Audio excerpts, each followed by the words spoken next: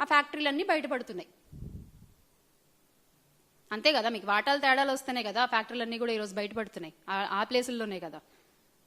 అసలు ఈ రోజనే కాదు, ఎన్టీఆర్ గారిని వెన్నుపోటు పొడిచిన దగ్గర నుంచి కూడా చంద్రబాబు నాయుడు గారి వైనం ఏంటయ్యా అంటే తప్పు వాళ్లే చేస్తారు, ఆ తప్పుని చేసింది మేం కాదు మీరు అని చెప్పి ప్రజలపై రుద్దే ప్రయత్నం చేస్తారు వాళ్ళు ఎల్లో మీడియా ద్వారా.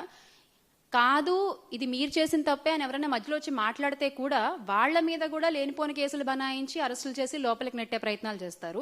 ఇదంతా ఏంటంటే వీళ్ళొక మోడస్ ఆపరెండి అనమాట. నాట్ ఓన్లీ టుడే, ఈ రోజే కాదు, వాళ్ళు ఎన్టీఆర్ గారిని వెన్నుపోటు పొడిచిన దగ్గర నుంచి కూడా జరుగుతున్న వైనం ఇదే మనం చూస్తూ వస్తూనే ఉన్నాం. పైగా మళ్ళీ మేము నిజాయితీ పరులం, మేమేం తప్పు చేయలేదు అని నిరూపించుకోవడానికి ఒక సిట్ వేస్తారండి.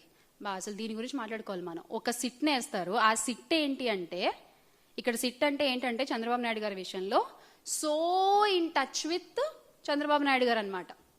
సో సిట్ అర్థం ఏంటంటే those people are so in touch with Chandrababu Naidu గారు. చంద్రబాబు నాయుడు గారు ఏం చెప్తే అదే రిపోర్ట్ బయటకు వస్తుంది సిట్ నుంచి. మీరు గతంలో కూడా చూసుకుంటే ఏ సిట్టు కూడా నిజాలు చెప్పలేదు. చంద్రబాబు నాయుడు గారు ఏర్పాటు చేసిన ఏ సిట్టు కూడా నిజాలు చెప్పలేదు. ఆయన్ని కప్పిపుచ్చి, ఆయన్ని కవర్ చేసి, ఆయన్ని, ఆయన మనుషుల్ని, ఆయన కార్యకర్తల్ని కాపాడే ప్రయత్నమే చేశారు.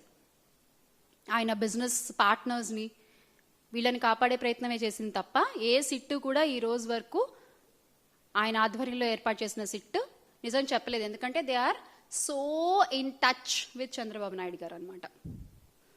ఇక ప్రజలు అర్థం చేసుకోవాలి ఎంత బాగా ఈ సిట్లు పనిచేస్తాయో. ఇక్కడ నిజంగా నకిలీ మద్యం ఫ్యాక్టరీలు పెట్టింది చంద్రబాబు నాయుడు గారి మనుషులు. నకిలీ మద్యాన్ని తయారు చేసి తమ మాఫియాలో భాగమైన ప్రైవేట్ లిక్కర్ షాపులకు సరఫరా చేసింది చంద్రబాబు నాయుడు గారి మనుషులు. అక్కడే కాదు, తమ వారు నడిపే బెల్ట్ షాపులకు సప్లై చేసేది కూడా చంద్రబాబు నాయుడు గారి మనుషులు, అమ్మేది కూడా చంద్రబాబు నాయుడు గారికి సంబంధించిన నాయకులు, కార్యకర్తలు. కానీ ఏమైనా దొరికితే మాత్రం మాకేం సంబంధం లేదు, పక్క పార్టీ వాళ్ళ మీద దోసేస్తాం మనం. చాలా సింపుల్గా ఎస్కేపిజం అన్నమాట ఇది. ఇంకో గమ్మత్తైన విషయం ఏంటంటే లిక్కర్ అమ్మేటప్పుడు ఆ క్యూఆర్ కోడ్ స్కాన్, అది కూడా ఇందాక మనం మాట్లాడుకున్నట్టు ఎవరు స్కాన్ చేస్తారు ఆ క్యూఆర్ కోడ్? మొత్తం అంతా మీ మనుషులే, మీ పార్టీ వాళ్లే, మీ నాయకులే, మీ కార్యకర్తలు నడుపుతున్నారు. ఎవరు క్యూఆర్ కోడ్ స్కాన్ చేస్తారు? మన జగన్మోహన్ రెడ్డి గారు చెప్పినట్టు ఎలా ఉంటుందంటే అది దొంగ చేతికి తాళాలు ఇచ్చినట్టుగా ఉంటుంది. కల్తీ మద్యం విచ్చలవిడిగా తయారవుతోంది అనే అంశం కళ్ళకి ఖచ్చితంగా మనకు కనిపిస్తోంది. ఫ్యాక్టరీలతో సహా వీళ్ళు పెట్టుబడుల్లో, ఆదాయాల్లో వీళ్ళు మనస్పర్ధలు వచ్చిన చోట అవి బయటపడుతున్న విషయం కూడా అందరికీ కనిపిస్తోంది. డిస్ట్రిబ్యూషన్ నెట్వర్క్ కనిపిస్తోంది, అమ్ముతున్నది కనిపిస్తోంది. అయినా వీళ్ళకి ఏ మాత్రం స్పృహ కూడా లేదు. ఎవ్వరు నోరు తెరిచి మాట్లాడరు దాని గురించి.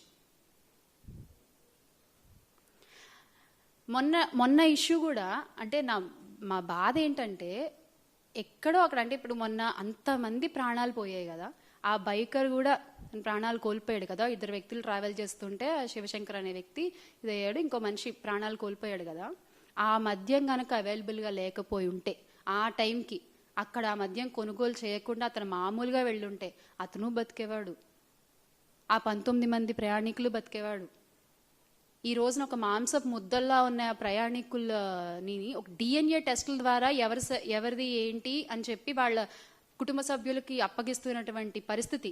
ఇంత విషాదకర ఘటన అవసరమా రాష్ట్రంలో మనకి? ఒక తల్లి తన బిడ్డ కాలిపోకూడదని చెప్పి ఇలా పట్టుకుని తను దహనం అయిపోతూ ఆ బిడ్డను కాపాడే ప్రయత్నం చేసిన హృదయ వికారమైనటువంటి ఆ సంఘటన చూడాల్సిన కర్మ ఏంటి మనకి? దేనికి లింకప్ అయి ఉంది ఇదంతా? మద్యం మాఫియా కాదా?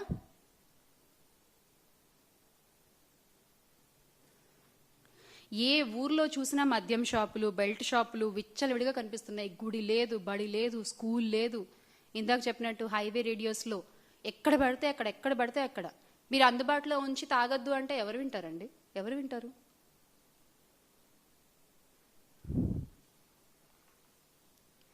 రాష్ట్రంలో ఈరోజు